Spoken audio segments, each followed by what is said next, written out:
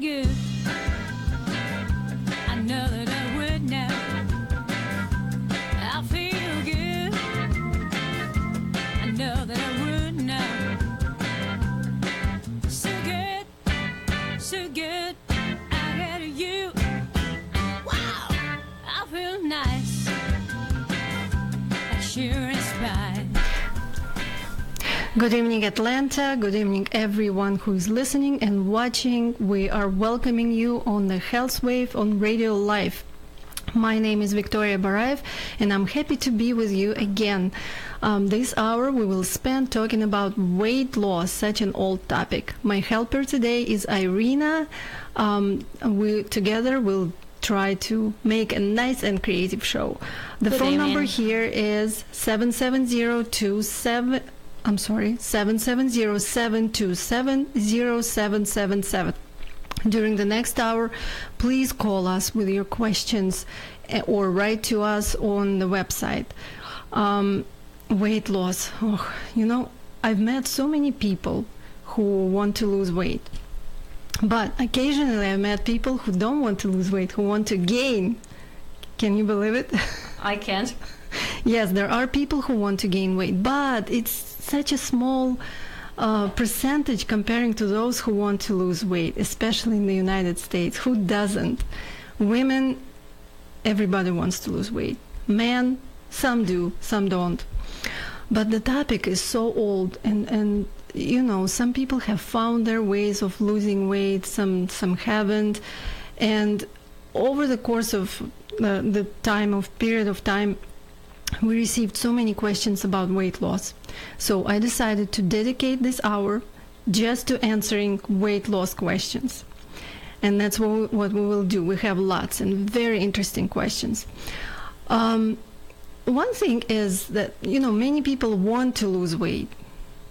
They want to lose weight, but they're not ready to lose weight, So because losing weight requires effort. If somebody ever tells you that weight loss is so easy, don't believe them, because it does require effort. It requires a change. It requires gaining knowledge. It requires reestablishing your routine and all the things that are associated with that. So initially, yes, you have to put in some effort. And for some people, it's not much effort. For some people, it's much more effort.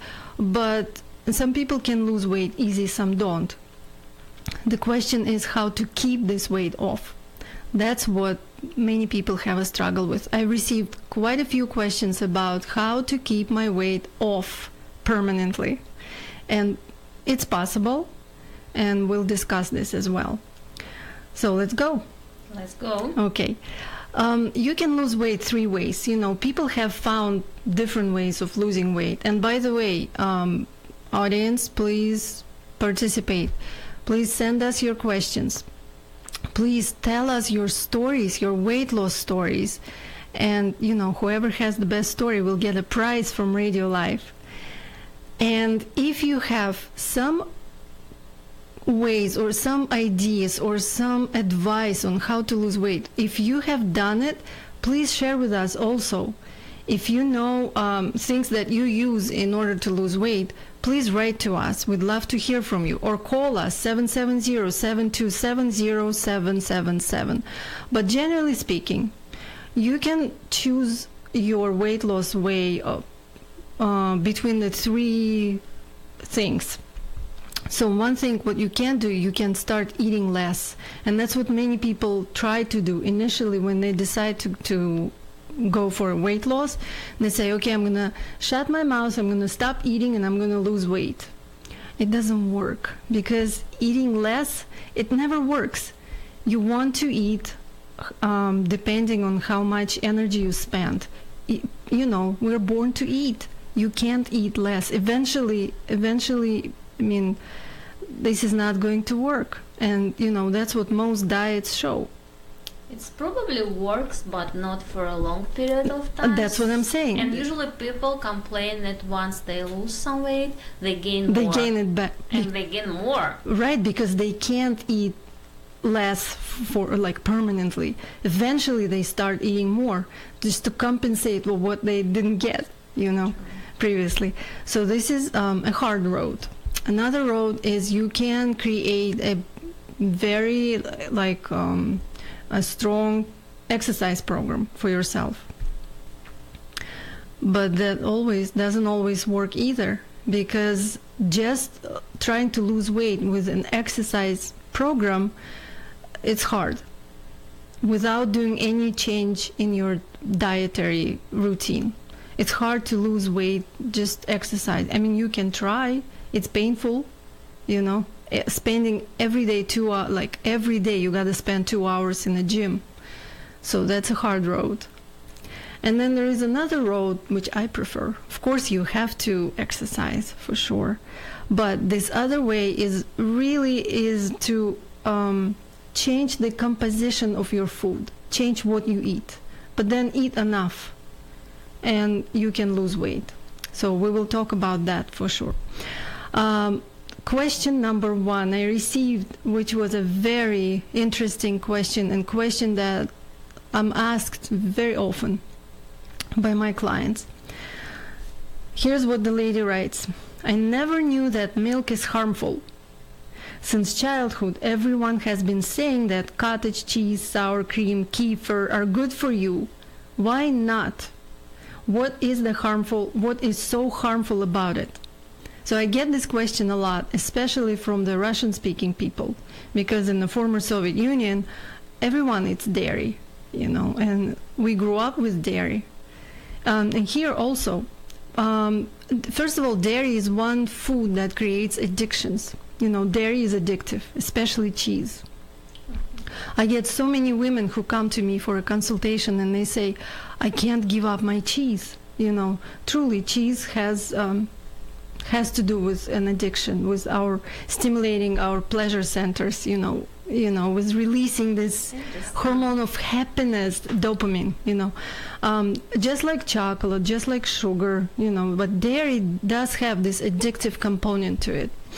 But more than that, dairy is the food that I would put on the list of on the top of the list of the most harmful foods for our health. Why? Why? Because just look at it. Dairy itself is a product. Does it grow? Does it grow on the bush or on the tree? No. It's an animal product, right? So cow makes milk. And then from that milk, we get butter, we get cheese, and everything else. Cottage cheese, ice cream, and so on. So because it comes from an animal, it's loaded with hormones. And those hormones, they really affect our health. Okay, so what is dairy good for? Or who is dairy good for, let's say?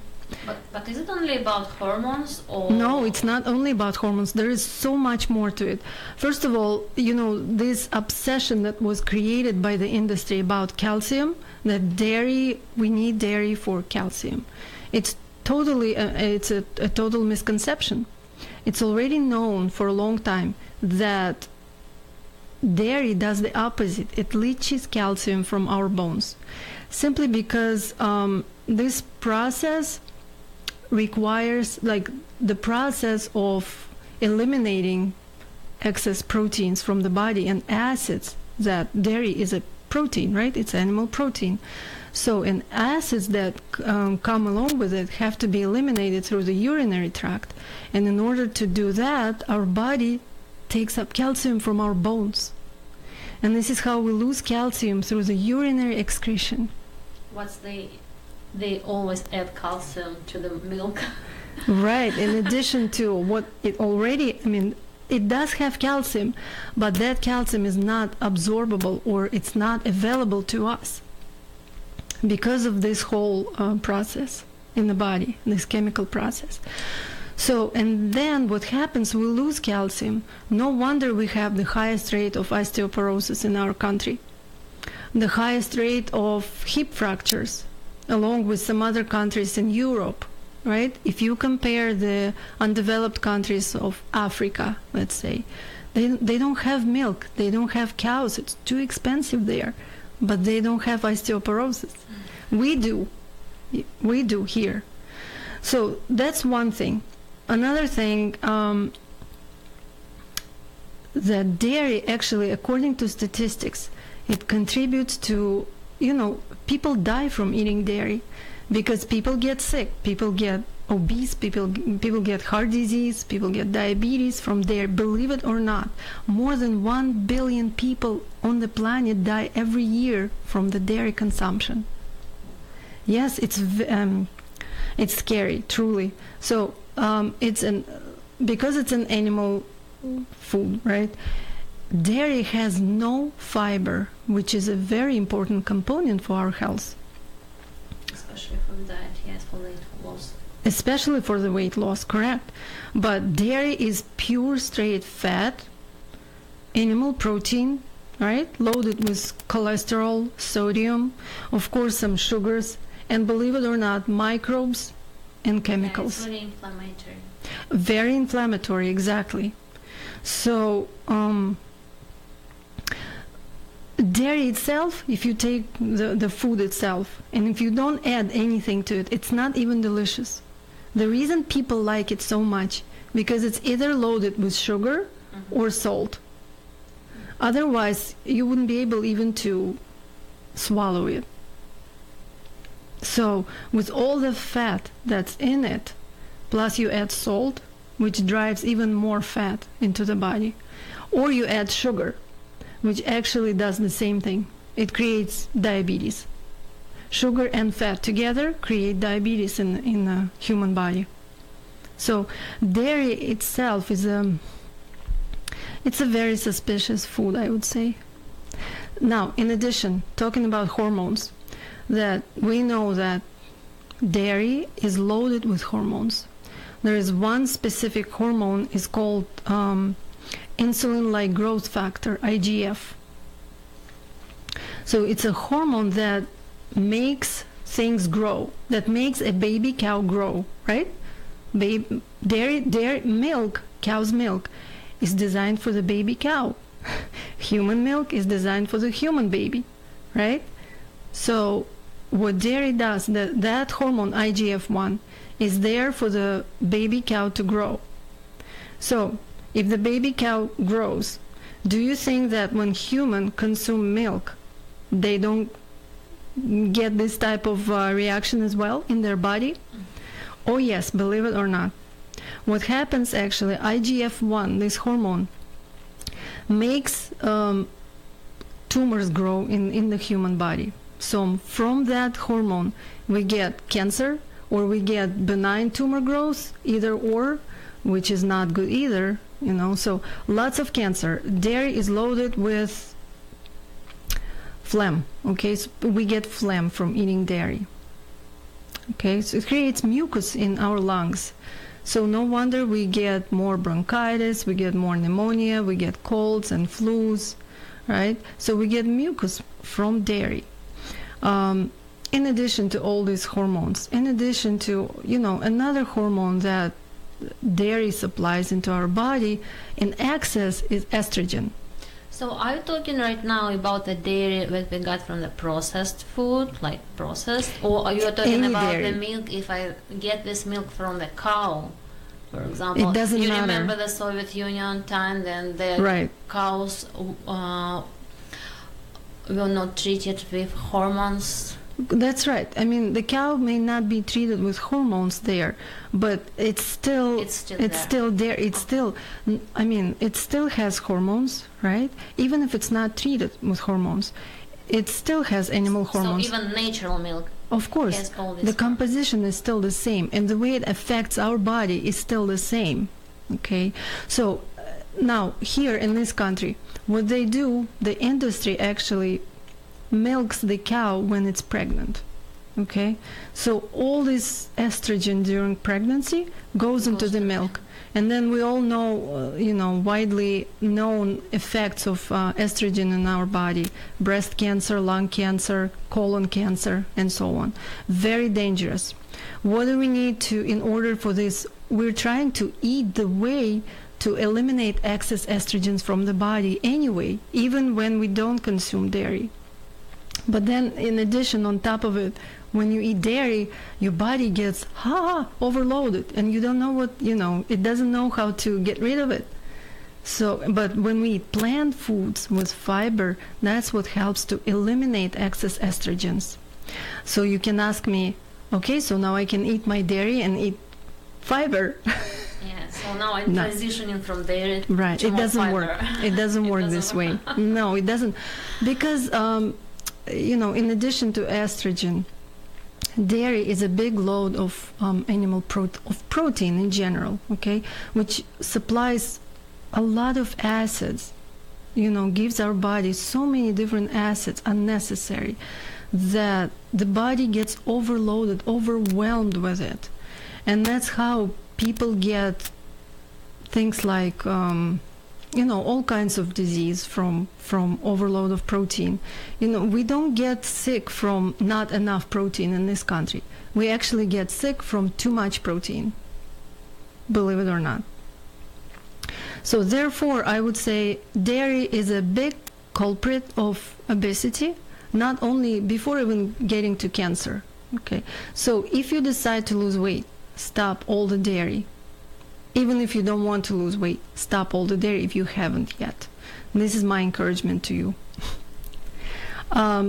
Please keep sending us questions. If you have a story, if you have an advice, please do that. We'll be happy to discuss. We'll be happy to answer your questions. The next question is myth or reality? Do not eat after a certain time. Everyone has his own schedule. Someone goes to bed earlier, someone later. So is it myth or is it a reality? Oh, this is such a big question, especially in weight loss. To me, and not only to me, but many doctors recognize that this is not even negotiable.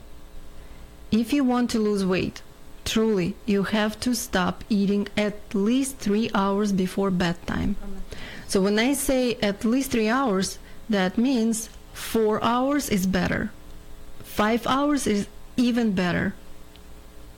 What about the schedules of the meal? Does it matter? For example, if I have my lunch, dinner, breakfast at the same time every day, or if I don't have a schedule, does it really matter?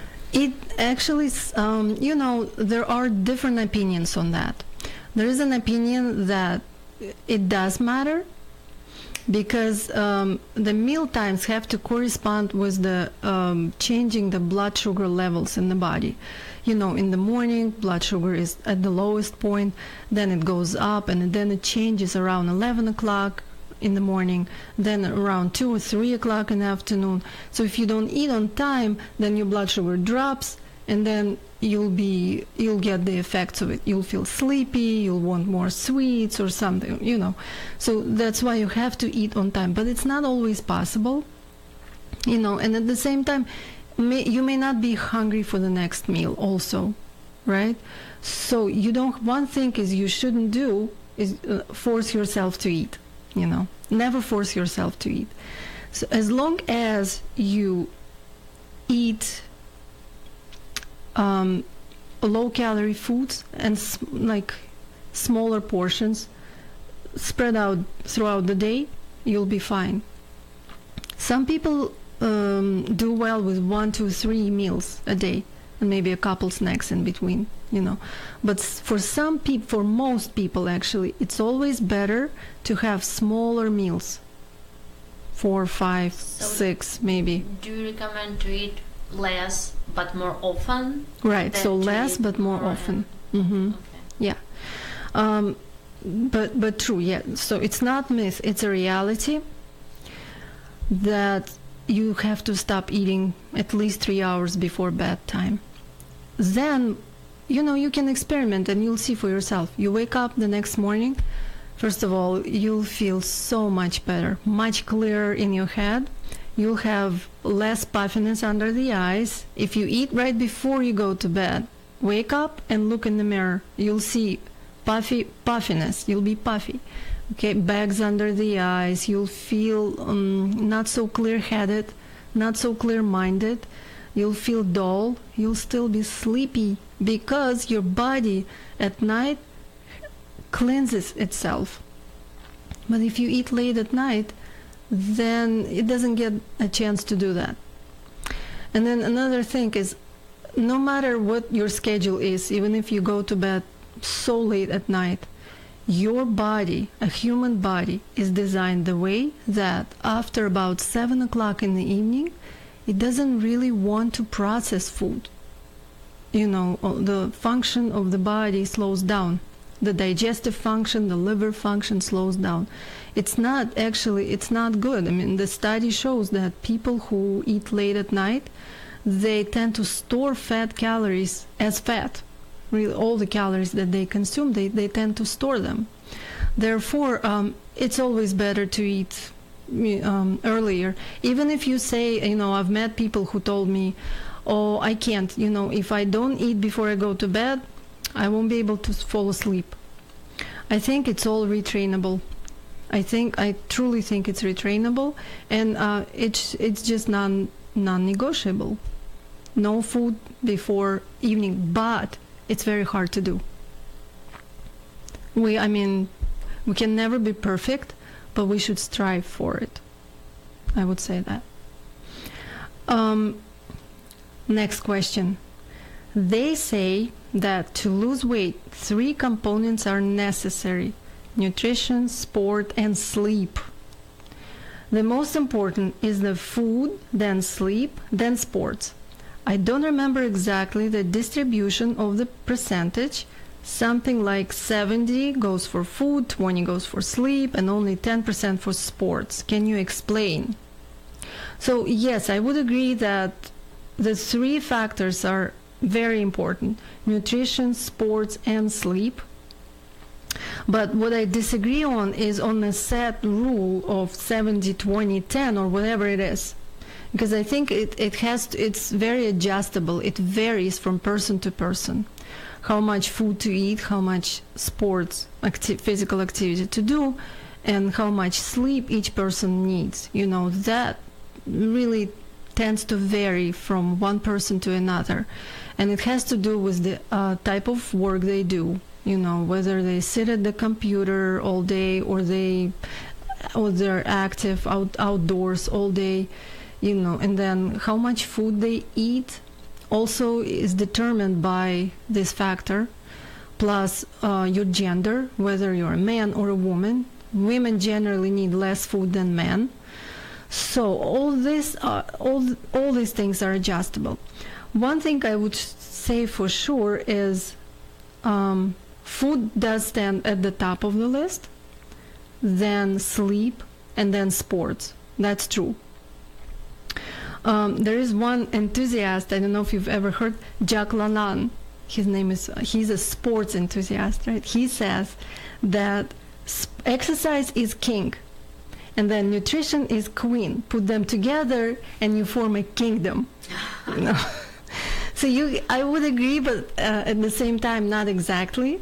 Well, see, he is an exercise enthusiast. He's a sports enthusiast. That's why he puts sports in the front of the list. So because I'm the nutrition enthusiast, I would say the opposite. I would say that nutrition is a king, and then sports is a queen. Together they form a kingdom. So in this way, I think it's more accurate, because if you exercise but you don't eat properly, it's really hard to lose weight. It's truly hard to lose weight without changing your diet. But here to this couple, the king and the queen, I would add another person. I would add a prince. And I would say sleep is the prince. Okay, so because take this prince, if he doesn't get enough of what he needs, he wakes up really, really cranky and tired. So, and imagine yourself, if you don't get enough sleep, you get up cranky and tired. What do then? You gotta pick up your energy somehow. What do?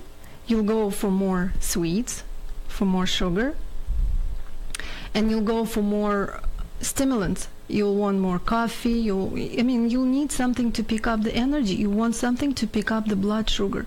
And this is how you overeat. So in order to lose weight, you do need an adequate amount of sleep. So 7 hours, maybe more, but I would say no more than 8 hours of sleep. And there is one thing that happens to people when they go on a healthy diet, right? They change their diet, they eat cleaner, they eat more whole foods. They find themselves, this is it always happens. People wake up really, really refreshed. They don't even need 7 hours of sleep. 6 hours is enough. It's the first thing that happens to us. We wake up in the morning and we feel so clear and so energetic. I think it depends when you went to bed. Of course. Because as I feel on myself, then I go to bed before 12 a.m. Mm-hmm. I get up more fresh. Of course. Even if I slept less. Yes, for sure. Just look at it from this point of view.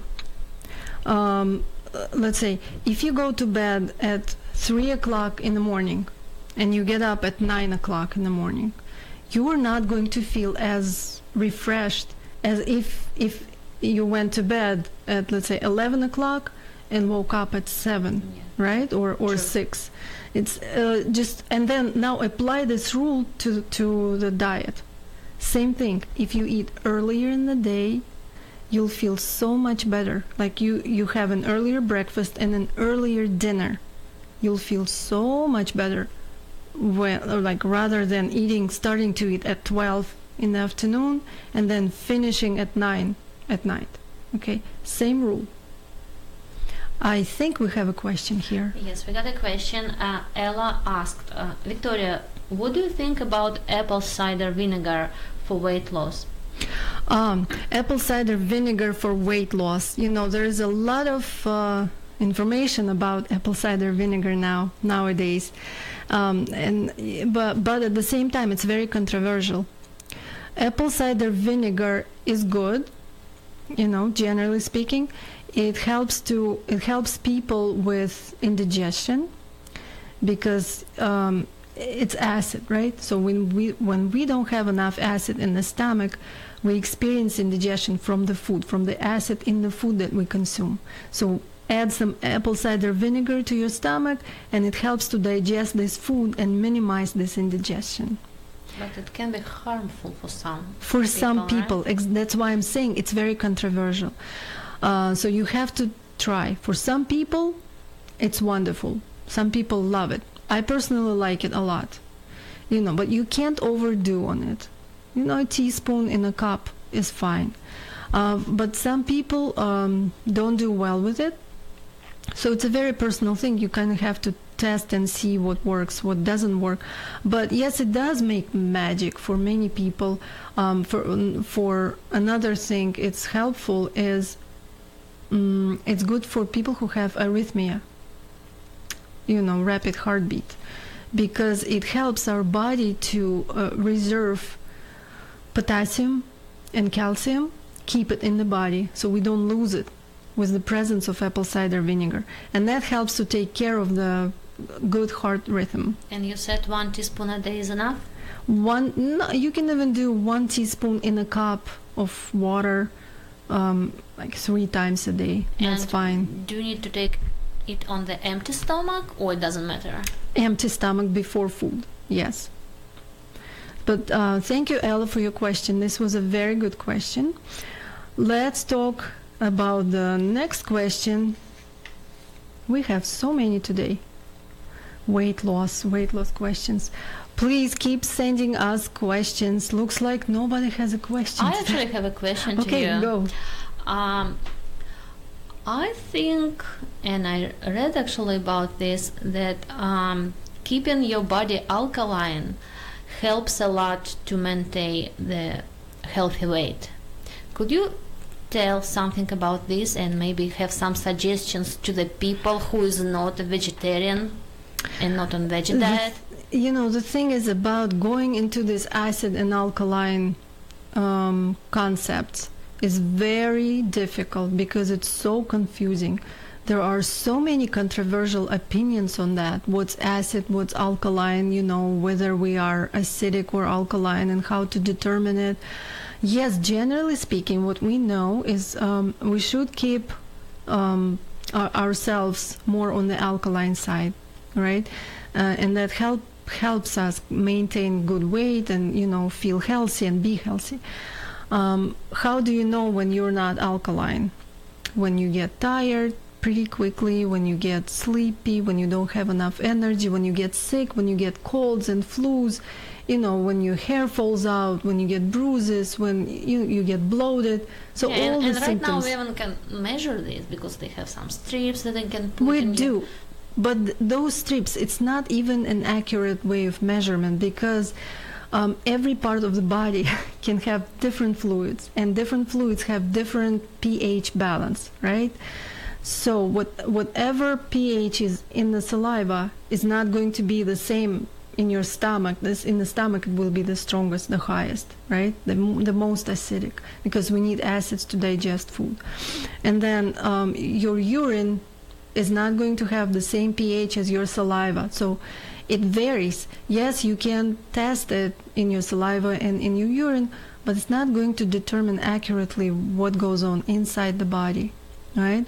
So how to eat in order to maintain alkalinity is, even if you're not vegetarian, you should know that generally speaking, all vegetables, whole grains and beans stand on the scale of more alkaline, especially leafy greens. And all animal foods, all proteins are more acidic, more acid forming. Okay, so all sea vegetables, leafy greens are the most alkaline foods. Sea salt, right? So in the alkaline foods we use in smaller amounts. But if you just take food by food groups, almost all foods are acidic. Almost all foods have acids. But we have to know how to cook them, how to consume them the proper way in order to create more alkalinity. I'll give you an example. So if you, let's say, take a spoon of rice into your mouth. Rice is a grain, correct? So grains are acidic. Grains have acids. So that means you eat something that's acidic. How do you make it more alkaline? First of all, what helps is soaking the rice before you cook it. It, helps to neutralize some of the acids in it. Then when you cook it, you use a pinch of sea salt to create further alkalinity. And then when you eat that rice, you have to chew it really, really well because our saliva is alkaline. And the rice must be whole grain brown rice? Whole grain, I'm talking about brown rice, yes. So when you chew, anything you eat has to be chewed thoroughly. That makes food more alkaline. So chewing creates more alkalinity. That's one good example. Okay. So by cooking, by chewing, by eating slowly, not rushing through the meal, you become more alkaline. Yes, and all these things are very helpful for the weight loss. Okay. On the other hand, acidity does create inflammation. And things like dairy and sweets and all the processed foods are highly acid forming and do contribute to inflammation in the body. Okay, so let's go for the next question. So we talked about 70, 20, and 10. So then the lady is asking, if the gym is only 10%, then why do I need it? On the other hand, as soon as I stop it, I immediately gain weight again. That's true. Exercise without a diet is a very hard road to weight loss, but without it, it's not going to happen. It will happen. I'm taking it back. You can lose weight without exercising initially. If you change your diet, whatever you do, whatever change you make, it's going to help you lose weight. But then eventually you will reach your plateau and you won't be able to lose more weight. So at some point you would have to start exercising. So the exercise, remember, it's a king or a queen, whatever it is. So it has to be there because movement is life. you can't just eat well without moving. Eventually you'll get to the point where you will want to move your body, and establishing a good routine from the beginning is a very good habit to develop. It's a very good habit to develop. So I would suggest that if you don't like going to the gym, if it's a really hard road for you, it would be for me. I don't like gym. So find something that you would enjoy doing, maybe dancing, walking outside. I recommend walking to every person that comes my way. Does it help to lose weight? Of course. We just recently noticed a woman on the street, and my husband said, I keep her watching for the 3 or 4 years already, and she's still the same weight. Well, she might be the same case, who exercises and walks a lot, but then doesn't keep, a healthy way of eating. So we never know, right? But you can't, by looking at somebody not changing, you can't make a conclusion that if she walks and doesn't lose weight, then it's not helpful for the weight loss. Yet I know people who take this routine on and really establish a good routine, a good habit, and do their walks let's say every other day for a year. They do get really good results. They lose weight, and a lot of weight, by doing that. Victoria, yes. Ella wants to know, where can we find more information about your consultations? The consultations can be found, the information can be found on my website. It's www.victoriabarayev.com. There are consultations available, and especially for weight loss, and I'll be happy to help. Or you can write me to the Radio Life. You can write and inquire for more information. You can find me on Facebook and write to me on Facebook, or you can send me an email at macroandyou@gmail.com, macroandyou@gmail.com. And consultations are available in person as well as long distance via Skype or Facebook. So everything is possible. I do a lot of consultations long distance. Thank you, Ella, for your question. Burn calories, not gas. That's important. Remember that. So when you come to a grocery shopping store, park far away and take a walk to the store. It always helps, especially here in Georgia. We don't have, a luxury to walk, which is truly luxury. We spend too much time on driving. We do. We spend too much time driving, which personally bothers me, that I have to drive so much. Okay, next question we have. No sugar added, and the product is sweet. So there is a sugar substitute, right? If the food is sweet, but it says no sugar added, of course there is a sugar substitute. Is all these sugar substitutes like Splenda, etc., are they better than sugar? And what do you think the answer would be? The chemical ones, I don't think they're Of course, better.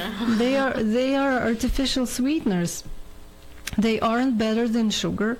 However, what happened here in this country, for example, in particularly, is this trend of making us believe that sugar causes cancer, sugar causes obesity, and so on, made us be afraid of carbohydrates. Everybody is afraid of carbs, right? True. So true. So that's what they do. They just remove sugar, and then they add sugar substitutes, artificial sweet, and we think, oh, okay, so it's sugarless, but it has a sugar substitute which is okay to consume. Well, the sugar substitutes, they have been accused of a lot of things, like causing cancer, hair loss, dementia, depression, and so on, autoimmune disease, behavioral disturbances, and so on. But quite honestly, it has not been determined by the science. There was no consensus on this by the science. Yes, there are things like aspartame. We know it's dangerous. It creates PKU, this disease, this condition. Or it's also known that certain sugar substitutes, they create, if consumed in big quantities, they create bladder cancer. That's true. But nonetheless, sugar substitute is chemical, right? And chemicals can create allergies in humans. So I would say if you choose to eat something sweet, better go for real sugar. And then you say real sugar, I mean cane sugar, brown sugar, what sugar do you Doesn't mean? matter. Sugar is sugar. Organic sugar, Sugar is sugar, whether it's brown, white, liquid, fine sugar. fine sugar, doesn't matter. Organic, So non-organic. any sugar is better when If you artificial put it on the scale, sweetener. yes, I would say yes. Especially there are sugar alcohols, right? So sugar substitutes can be of two kinds. There is non-nutritive sweeteners and there is sugar alcohols. And how do you determine the sugar alcohols? Everything that ends with an OL, like xylitol, maltitol, like alcohol, right? So those are more dangerous because they do not absorb into the digestive tract so readily and completely. So that can cause diarrhea, bloating, and this type of things, reactions. That's why cramps, abdominal cramps. That's why I would be careful of those type of artificial sweeteners. I got a question Mhm. for you. So for people who are addicted to sugar, what would you suggest to feed a sweet tooth? For people who are addicted to sugar, Yeah, who cannot live without something sweet. well, first of all, let's start with this. If you're addicted to sweets, and there are many people like that, sweet is sweet. You just have to start choosing between healthier sweets to Yeah. begin with. And the healthier sweet would be fresh fruit. I know you would say, oh, not sweet enough." it's not the same. It's not. Of course, it's not the same. But your taste buds are retrainable. And it takes about 10 days, up to 10 days, for your taste buds to retrain. You may want to apply some willpower and tell yourself no to sweets, and just eat something sweet like fruit, a piece of fruit, would be so much better for you. In addition, if you do not add to your diet enough of healthy carbohydrates like whole grains, sweet vegetables, and beans, right, then you will crave sugar. That's already a known fact. You eat a meal loaded with animal protein, a steak, let's say, a salad and a steak. You will not get up from the table until you will eat your dessert. This is how it works, because you did not get enough carbohydrates. Interesting. You did not satisfy your Interesting. palate with something sweet. This is a naturally born taste. We are born to enjoy sweet taste. Mother's milk, for example. So you're not going to be able to you'll start and you'll go to the refrigerator. You'll go to look for something else. Where's my dessert? But if you eat enough of sweet things during the meal, like you can have a piece of sweet potato, or a sweet potato, let's say, or something like dark squashes, right? Winter squash, something sweet.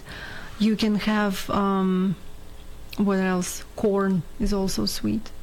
Good organic, non-GMO corn. So, and then if you have enough whole grains at the meal, if you chew them well, while you're chewing them, the sugar breaks down. It may not taste sweet. It goes sweet, becomes sweet when it's in the digestive tract because it breaks down. Then it tastes sweet. But you will not be able to taste it. Still, if you eat enough of sweet things of a healthier nature, eventually you'll stop craving sweets. But the thing is, if you continue eating sweets, you will crave them. The more you eat sweets, the more you crave them the next day. What is your opinion about the honey? Honey, oh, okay. So honey. Honey is a very potent sweetener. It has 75% more sugar, fructose, than regular sugar is. So honey, because it has so much fructose, it can raise triglycerides, and it can actually contribute to, creating more fat in the body. True. At the same time, honey creates acidity in the body, So I wouldn't go for honey a lot. Yes, it has some, you'll say, how about all the antioxidants in the honey? And how about all the medicinal properties of the honey? Yes, the medicinal properties are there, but comparing to everything else, it's a very small percentage. So I would be careful. You can enjoy honey occasionally, sometimes, again, depending on your health condition. Do you eat honey? Occasionally, very occasionally. But so you think it's not the best way, like, to eat it instead of sugar or sweets? It's not a good thing to add sweeteners to your food or to your... I mean, substitute, like... to substitute example, for sugar. Instead of eating like chocolate or some other sweets, to eat honey. Honey is not better? Let's say if you eat a lot of chocolate and a lot of sugar, and then you want to switch for something healthier, maybe as a transitioning, you can do some honey, like half a teaspoon, just to satisfy your palate. You can. But then also there is dried fruit, which it's a concentrated sweetener, so it's loaded with calories, right? But just to get some sweetness in the food, you can use it. You can put some raisins on your oatmeal, let's say, just to give it, or a few raisins throw into your salad would be a very nice way of, satisfying your sweet palate. We have a few more minutes, but we have so many more questions that we probably won't even be able to go through all of them, but we will come back to this. We'll do it another time to continue. So the next question is it necessary to completely exclude something from the diet? For example, remove sugar, remove flour, etc. It's such a torture, the lady writes. Oh, this question is very difficult. But here's what I'm going to say. Yes, it's necessary to exclude, especially sugar, flour from your diet, even if it's torture in the beginning. Because if you continue to do the same as you have been doing up to now, nothing is going to change. You can't expect different results without making a change. So you have to get a little bit uncomfortable, and you would have to do this adjustment. And in order to remove something, you have to understand that the first thing to remove from the diet would be something that's processed. And what's processed is usually sugar, flour, oils, and all the canned foods. A lot of grains which are processed. Grains like rice, processed whole rice. grains? No. Some people don't like the whole grain rice, but right. they like the processed rice. Right. And then the like 5-minute rice or white rice or something. Yes, but we're talking more about sugar and flour first. First, you can't exclude everything. You gotta start with something. Especially if all your food is processed. Right. Well, especially if all your food is processed, then you have to look at it. That's why we do one-on-one consultations, just to look at what you're doing and where we can start, because everyone is different. So, you would have to remove sugar and flour. Number one thing, what I have to explain this to you. Sugar and flour is processed food. What does it mean when it goes into the body? The food is processed. That means it's already sort of pre-digested. It's not going to require a lot of time to digest. Which means in turn that this food is going to be absorbed into your bloodstream much faster, ending up raising your blood sugar. When your blood sugar goes up, what happens? Your pancreas makes insulin, right? So you have insulin that goes up. Why do you need insulin? You need insulin to drive this sugar into the cells, into the muscle cells, right? Into the body cells. But what happens actually, insulin's job is not only to drive sugar into the cells, and we've talked about it before, but also insulin drives fat into the cells. And this is how we gain weight. That's why it's so dangerous. I mean, When you eat sugar and flour, you're not going to eat just sugar or just flour itself. Usually, for most of the times, it's combined with fat. So that sugar or flour raises insulin level, and then that insulin takes that fat and drives it into your fat cells. Got it. And this is how you gain weight. So you have to stop all the sugar and flour, because it's not only it raises insulin, but it has a lot more calories than whole grains, let's say, or whole fruit, because grains and fruits and vegetables, they do have sugar, but they also have what? Fiber. And that fiber, it because of fiber, it's not very calorie dense. So at the same time, it's calories, it's devoid of fiber, it raises insulin. But what I really want to actually emphasize here, itching to do that, is when you remove flour and sugar, even before you do that, you have to remove fats from your diet. This is number one thing that creates problems in our body. The added fats from the foods. Okay? What I mean by added fats, something that you add in order to make food more yummy. Like oils, let's say.